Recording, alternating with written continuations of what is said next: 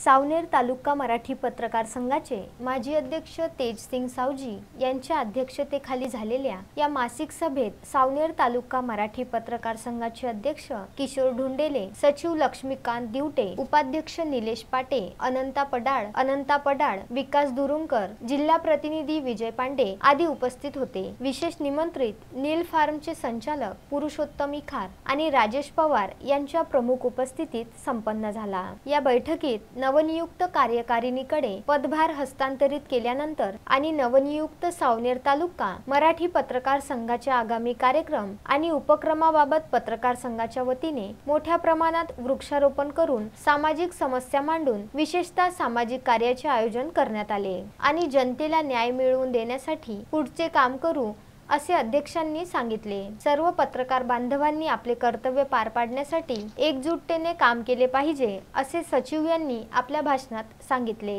या मासिक सभेत मनोहर घोडसे, विनोद गुप्ता, विनोद वासाडे, मधुकर रोकडे, दीपक दलाल, पुरुषोत्तम नागपूरकर, किशोर गणवीर, शांताराम ढोके, अनिल अडकिने, विजय टेकाडे, पियुष झिंजुवाडिया, दीपक नारे, मुकेश दरबंडे, वैभव धवडे आदी उपस्थित होते। लक्ष्मीकांत दिवटे यांनी कार्यक्रमाचे संचालन तर आभार प्रदर्शन विजय टेकाडे यांनी मानले।